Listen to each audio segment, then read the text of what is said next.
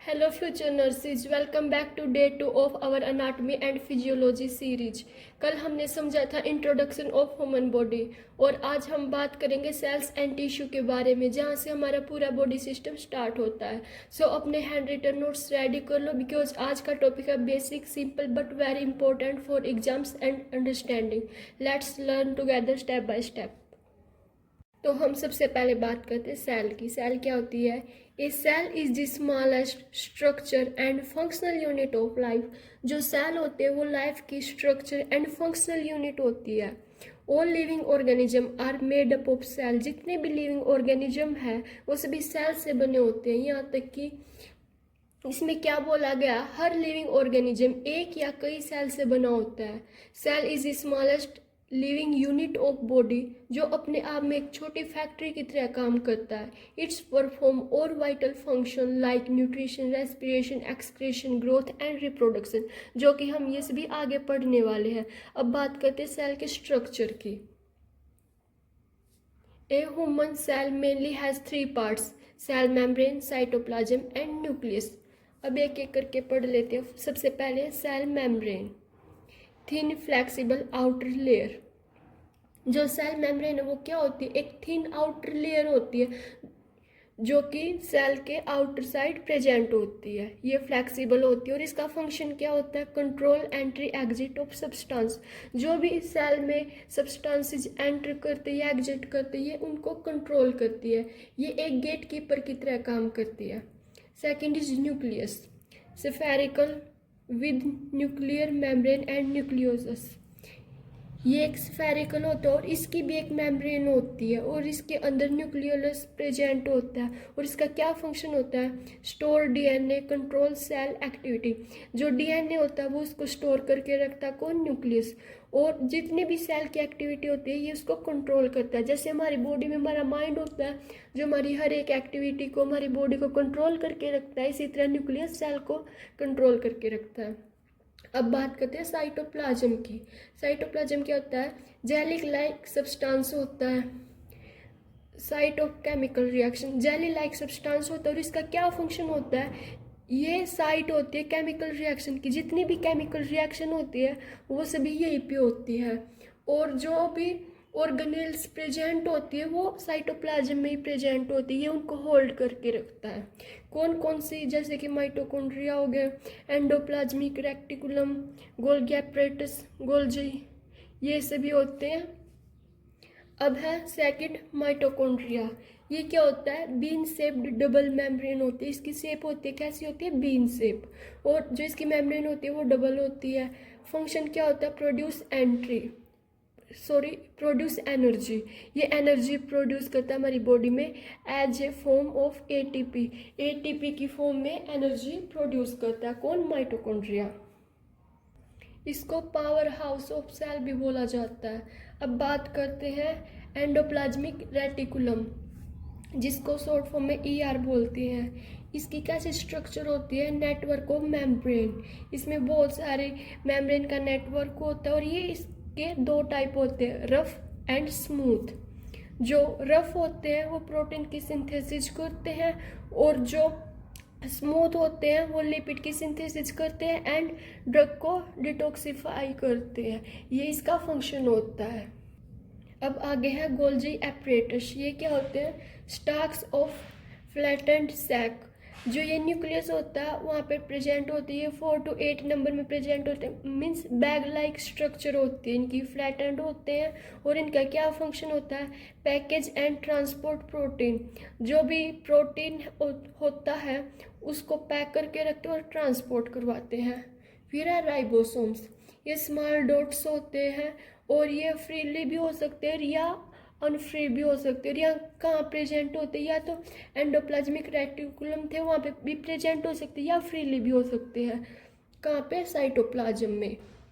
और जो ribosomes present होते हैं ईआर के ऊपर, उन्हीं की प्रेजेंस की वजह से उसको हम रफ एंडोप्लाज्मिक रेटिकुलम बोलते हैं। और इसका क्या फंक्शन होता है? प्रोटीन की सिंथेसिस करना।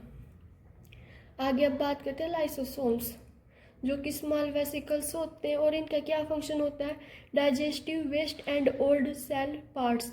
इनका फंक्शन होता है जो भी वेस्ट होता है उसको डाइजेस्ट करते हैं, और जो भी सेल के ओल्ड पार्ट है उनको भी डाइजेस्ट करते हैं। अब हम बात करते हैं सेल के फंक्शन की। सबसे पहले सेल का क्या फंक्शन है? न्यूट्रिशन। सेल का फंक्शन है न्यूट्रिशन, जो कि इनटेक ऑफ न्यूट्रिएंट्स का इनटेक करती है। सेकंड है रेस्पिरेशन, प्रोड्यूस एनर्जी, जो हमारी बॉडी के लिए एनर्जी प्रोड्यूस करती है। फिर third is excretion, removing waste, जो भी सेल्स होती है वो खुद में से वेस्ट प्रोडक्ट रिमूव करती है। Growth, increase in size and number, जैसे हमारी बॉडी की ग्रोथ होती है वो सेल्स की वजह से होती है। जब उनका साइज इंक्रीज होगा, उनके नंबर इंक्रीज होंगे, तभी हमारी बॉडी की ग्रोथ होती है। फिर है रिप्रोडक्शन, प्रोड्यूसिंग न्यू सेल, ये नई नई सेल को प्रोड्यूस करती है। तो इस तरह से इसका रिप्रोडक्शन भी एक फंक्शन है। आगे response to stimuli, reacting to environment, जो भी रिएक्शन होती है इन्वायरमेंट में वो रिस्पॉन्स करती है स्टिमुलाई को। Transport, moving material within and outside the cell, transportation का भी फंक्शन होता है इसका। कैसे होता है? जो भी सेल में एंट्री और एग्जिट करवाती है मटेरियल को, सब्सटेंस। अब हम बात करते हैं सेल डिवीजन की। क्या होता है cell division? Cell division is the process by which a cell makes new cell. Cell division एक प्रोसेस होती है जिसमें एक सेल है वो न्यू सेल की फॉर्मेशन करती है, प्रोड्यूस करती है, उसको हम सेल डिवीजन बोलते हैं। There are two main type, इसके दो मेन टाइप होते हैं। कौन कौन से? Mitosis and meiosis. एक बार इनको हम कर लेते हैं। मिटोसिस में क्या होता है? फॉर ग्रोथ एंड रिपेयर, जो इसका पर्पज होता है मिटोसिस सेल डिवीजन का, वो क्या होता है? बॉडी की ग्रोथ एंड रिपेयरमेंट के लिए मिटोसिस सेल डिवीजन प्रोसेस होती है। और मियोसिस किस लिए होती है? For making eggs and sperm, जब स्पर्म और एग्स की फॉर्मेशन करवानी होती है तब मियोसिस प्रोसेस होती है। तो ये इसका मेन डिफरेंस है। अब हम इनको डिटेल में कर लेते हैं। Mitosis, making two new cells that are exactly the same as the parent cell. जो मिटोसिस सेल डिवीजन प्रोसेस होती है इसमें टू डॉटर सेल की फॉर्मेशन होती है, और जो डॉटर सेल होंगी मीन्स जो न्यू सेल की फॉर्मेशन होंगी वो एग्जैक्टली सेम होंगी किसके? पेरेंट सेल के, वो बिल्कुल सेम होती है। Happens in all body cells, जितनी भी हमारी बॉडी में सेल्स है वो सभी इसी तरह से सेल डिवीजन होता है, वो इसी तरह से न्यू सेल की फॉर्मेशन करती है। Used for growing, repairing, cuts, replacing old cell, इसका क्या पर्पज होता है? ग्रोइंग के टाइम, जब बॉडी को ग्रोथ करनी हो, रिपेयर कट्स, अगर हमारी बॉडी में कोई कट लग जाता है उस टाइम न्यू सेल्स चाहिए होती है रिपेयरिंग के लिए, उस टाइम न्यू सेल्स की फॉर्मेशन होती है उसके लिए, और जो ओल्ड सेल होती है उसकी रिप्लेसमेंट के लिए मिटोसिस प्रोसेस होती है। ये कैसे होती है? मिटोसिस सेल होती है वो दो डॉटर सेल की फॉर्मेशन करती है। और इसमें क्या होता है? एक सेल होती है उसमें 46 क्रोमोसोम होते हैं, वो हाफ हाफ में डिवाइड होंगे। फर्स्टली न्यूक्लियस डिवाइड होगा, लेकिन जो ऑर्गेनेल्स है वो इक्वली डिवाइड नहीं होंगे, लेकिन बाद में जब सेल मैच्योर होती रहती है वो ऑटोमेटिक डेवलप कर लेते हैं अपनी सारे सेल के पार्ट्स को। इस तरह से सेल डिवीजन होता है। अब हम बात करते हैं मियोसिस की। मियोसिस क्या होता है? It is a type of cell division that produce gametes, sperm and egg. ये भी एक तरह की सेल डिवीजन होती है जिसमें सेल का डिवीजन होता है। कौन सी सेल का? Sperm and eggs. इसमें स्पेसिफिक सेल होती है जो कि सेक्स सेल होती है, उन्हीं का डिवीजन के लिए मियोसिस प्रोसेस होती है। इस टॉपिक के लिए मैं एक अलग से वीडियो लेके आने वाली हूँ जिसमें मैं आपके सारे डाउट क्लियर करूँगी और अच्छे से डिटेल में एक्सप्लेन करने वाली हूँ। तब तक आप बस यही समझ लो, जो मियोसिस होती है और मिटोसिस होता है उसमें क्या मेन डिफरेंस है। जो मियोसिस होती है उसमें 4 डॉटर सेल की फॉर्मेशन होती है और मिटोसिस में 2 डॉटर सेल की फॉर्मेशन होती है, यही मेन डिफरेंस है। और क्या डिफरेंस है? मियोसिस सिर्फ स्पर्म एंड एग्स सेल की डिवीजन में यूज होता है, और जो मिटोसिस होता है वो हमारी बॉडी की हर सेल के लिए यूज होता है। तो हम आगे चलते हैं। आगे हमारा टॉपिक है टिश्यू। टिश्यू क्या होता है? Tissue group of similar cell that perform a specific function. जैसे हमने लास्ट वीडियो में देखा था, टिश्यू क्या होता है? टिश्यू बहुत सारी सेल्स का ग्रुप होता है, उसको हम टिश्यू बोलते हैं। मीन्स बहुत सारी सेल इकट्ठा होके टिश्यू की फॉर्मेशन करती है। मीन्स ग्रुप ऑफ सेल जो कि सिमिलर टाइप ऑफ सेल होनी चाहिए और जो उनका फंक्शन होगा वो भी सेम होगा। आगे देख लेते हैं हम classification of tissue. There are main 4 type of tissue. First is epithelial tissue, second is connective tissue, third is muscular and fourth is nervous tissue. हम इनको डिटेल में कर लेते हैं। Epithelial tissue cover body surface, lines, organs, form glands. जो epithelial tissue होता है वो हमारी बॉडी की सरफेस को कवर करता है। मीन्स हमारी स्किन, जो हमारी स्किन होती है वो एपिथेलियल टिश्यू से बनी हुई होती है। लाइंस, ऑर्गन, जो ऑर्गन्स होते हैं उनकी भी फॉर्मेशन, जो उनकी लाइंस होते हैं वो भी एपिथेलियल टिश्यू से बनी होती है। और ग्लैंड्स की फॉर्मेशन करते हैं। मीन्स एपिथेलियल टिश्यू कहाँ कहाँ होता है? जो हमारी स्किन होती है वो एपिथेलियल टिश्यू होती है, जो ऑर्गन्स होते हैं उनकी लाइंस हो गई और ग्लैंड्स हो गई।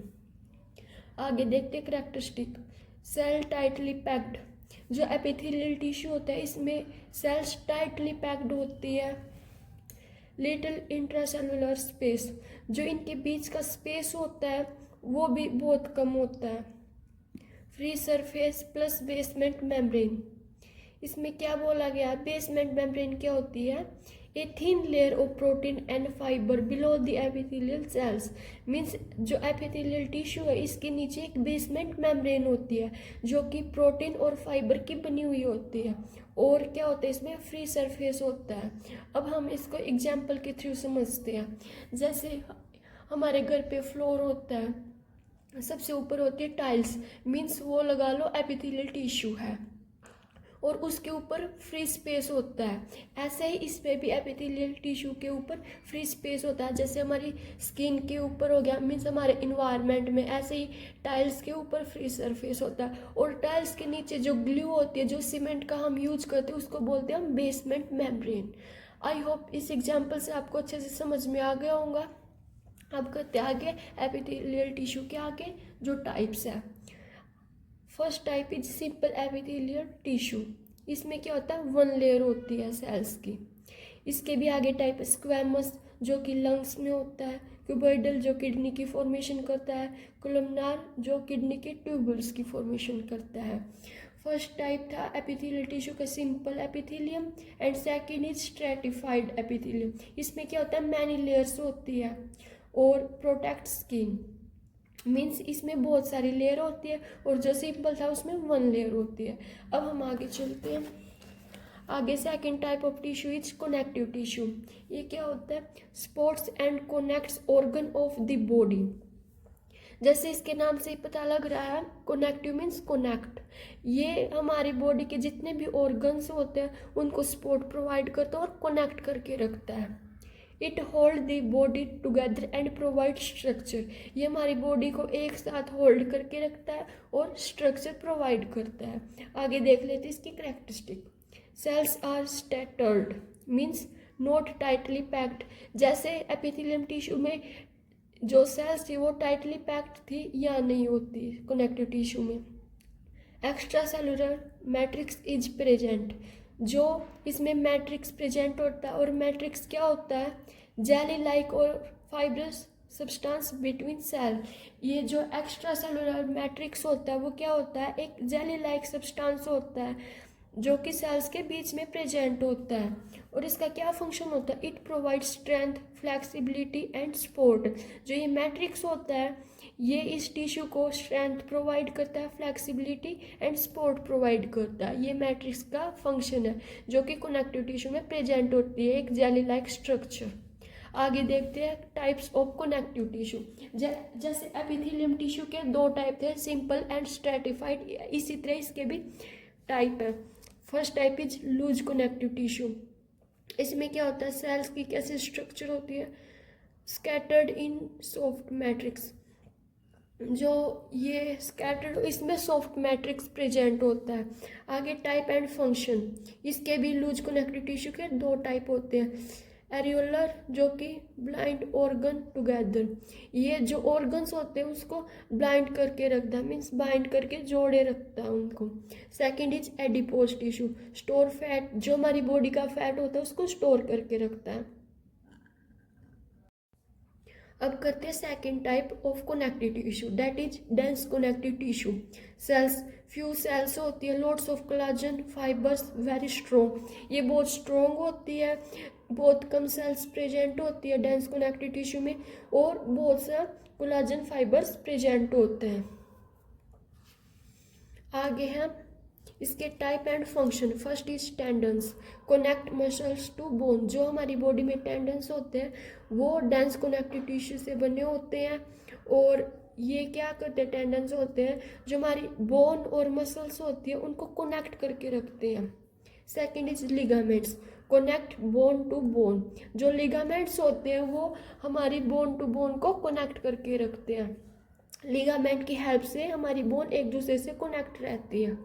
थर्ड इज कार्टिलेज, जो कि फ्लेक्सिबल होता है, फंक्शन क्या होता है, supporting body structure like knows year joints, जो कार्टिलेज कनेक्टिव टिश्यू होता है वो बहुत फ्लेक्सिबल होता है, और ये कहाँ प्रेजेंट होता है, हमारी नोज में हो गया, ईयर आपने देखा होगा ईयर बहुत फ्लेक्सिबल होता है क्योंकि वो कार्टिलेज से बना होता है, जॉइंट्स में हो गए, और इनका क्या फंक्शन होता है, बॉडी को अच्छे से सपोर्ट प्रोवाइड करता है और उसको स्ट्रक्चर प्रोवाइड करता है। फिर है बोन, हार्ड मैट्रिक्स होगा, कैल्शियम एंड कोलाजन से बनी होंगी, और इसका क्या फंक्शन है, provide safe support and protection, ये जो बोन होती है ये हमारी बॉडी को सेफ प्रोवाइड करती है, सपोर्ट एंड प्रोटेक्शन प्रोवाइड करती है। अब हमारा नेक्स्ट टाइप है ब्लड। ब्लड भी एक कनेक्टिव टिश्यू का टाइप होता है। इसमें क्या होता है, लिक्विड मैट्रिक्स जो कि प्लाज्मा की फॉर्म में होता है विद सेल, इसमें जो सेल्स होती है ब्लड कनेक्टिव टिश्यू में, इसमें लिक्विड मैट्रिक्स ज़्यादा प्रेजेंट होता है जो कि प्लाज्मा की फॉर्म में होता है। Transport oxygen, nutrients and hormones, जो ब्लड होता है, ब्लड टिश्यू होता है, उसका क्या फंक्शन होता है, ऑक्सीजन को ट्रांसपोर्ट करना, न्यूट्रिएंट्स को एंड हॉर्मोन्स को, ये हमारी बॉडी में ऑक्सीजन, न्यूट्रिएंट्स और हॉर्मोन्स को ट्रांसपोर्ट करता है कौन, blood connective tissue.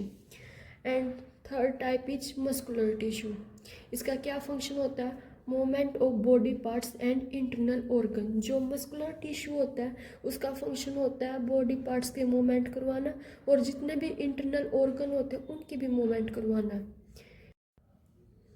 Contractile cell, contractile cell क्या होती है, जो कॉन्ट्रैक्ट हो सकती है, means tissue made up of cell that can contract, जो सेल्स कॉन्ट्रैक्ट होती है उन सेल के थ्रू मस्कुलर टिश्यू की फॉर्मेशन होती है।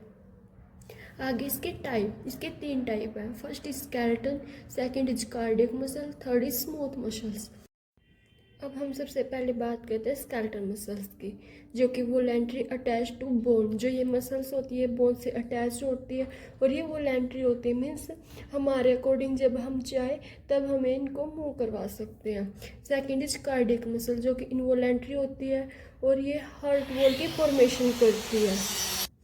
And third is smooth muscles, जो कि इनवोलेंट्री होती है और ये वॉल्स ऑफ ऑर्गन, जो हमारे ऑर्गन होते हैं उनकी वॉल्स होती है वो स्मूथ मसल से बनी होती है। And fourth type of tissue is nervous tissue, controls and coordinate body activity, transmit message, जो ये टिश्यू होता है ये हमारी बॉडी की एक्टिविटी होती है जितनी भी उनको कंट्रोल करता है, कोऑर्डिनेट करता है और मैसेज को ट्रांसमिट करता है। और इसके कौन कौन से कंपोनेंट होते हैं, न्यूरॉन, और इसके पार्ट्स कौन कौन से होते हैं, सेल बॉडी, डेंड्राइट्स जो कि मैसेज रिसीव करते हैं एंड एक्सोन जो कि मैसेज को ट्रांसमिट करते हैं। तो आज हमने देखा cell is the basic unit of life and tissue are group of similar cell performing one function. Simple words में सेल से बनता है टिश्यू, टिश्यू से बनते हैं ऑर्गन और ऑर्गन से बनती है पूरी बॉडी।